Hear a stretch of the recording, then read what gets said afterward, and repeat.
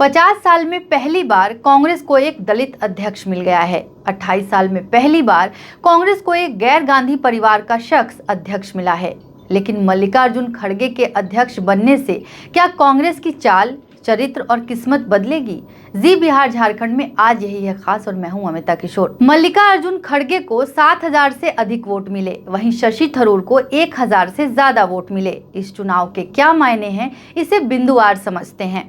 पहली बात यह है कि चूंकि खड़गे को गांधी परिवार समर्थित उम्मीदवार माना जा रहा था, इसलिए क्या थरूर को पड़े वोट को राहुल गांधी और सोनिया गांधी के खिलाफ माना जाए? इस चुनाव की जरूरत पड़ने की एक वजह ये रही कि पार्टी में लोकतंत्र है, ये पार्टी के बागियों और दुनिया को दिखना चाहिए। लेकिन जिस तरह से चुनाव के दौरान गड़बड़ियों की शिकायत आई, खासकर यूपी में, उससे इस मकसद को आघात पहुंचा है। सबसे बड़ा सवाल ये है कि क्या अब पार्टी पर परिवार की पकड़ ढीली पड़ जाएगी? जवाब बहुत पेचीदा है। ये सही है कि G23 की बगावत और विपक्ष के हमलों के बीच आला कमान ने गैर गांधी परिवार से किसी को अध्यक्ष बनाने की कवायद शुरू की, लेकिन सब जानते हैं कि खड़गे गांधी परिवार के पक्के वफादार हैं।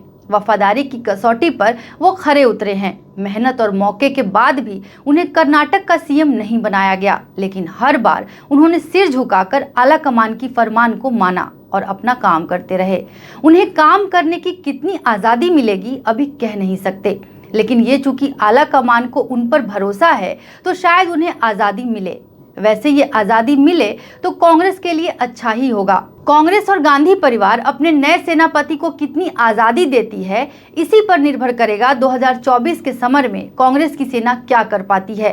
खड़गे के इतिहास के कारण विपक्ष कांग्रेस पार्टी को परिवार की जागीर बताता रहेगा, लेकिन अगर कांग्रेस के अंदर से ही ये आवाज उठी कि खड़गे रबर स्टैंप हैं, तो फिर बीजेपी के नेता मुखर होंगे। लेकिन फिलहाल थरूर और खड़गे में तुलना की जाए तो खड़गे हमेशा बेहतर विकल्प नजर आते हैं।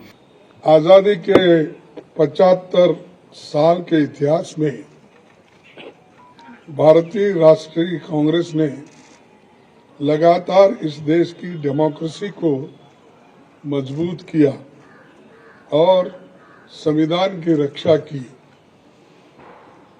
आज जब डेमोक्रेसी खतरे में है, संविधान पर हमला बोला जा रहा है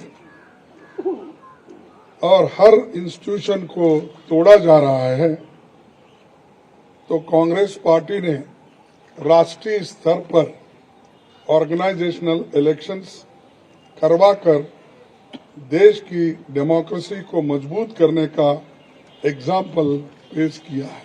दलित नेता हैं तो दलितों को संदेश जाता है। साउथ से हैं जहां पार्टी के लिए उम्मीदें बची हैं, तो वहां के वोटर को संदेश है।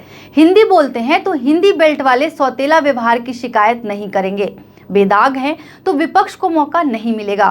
किसी विवाद में नहीं पड़ते तो वो अपने मुख्य काम पर फोकस कर पाएंगे। ऐसे शख्स जिनके विपक्ष में भी अच्छे रिश्ते हैं तो तकरार कम होगी।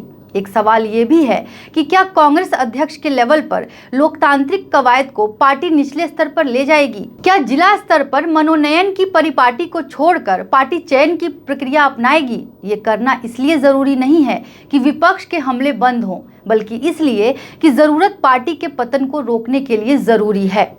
इतना सब कहने के बाद एक बात जरूर कहनी होगी कि कांग्रेस कई कदम आगे जरूर बढ़ी है।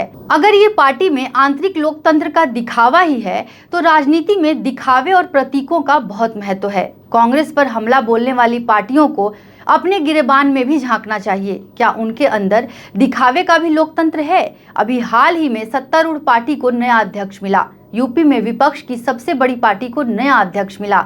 ये अध्यक्ष कैसे चुने गए? चयन हुआ या आला कमान के मन पर मनोनयन हुआ? कोई नहीं जानता। भारत में किस पार्टी में आंतरिक लोकतंत्र है, कोई बता सकता है? बाकी खबरों के लिए आप देखते रहिए जी बिहार झारखंड।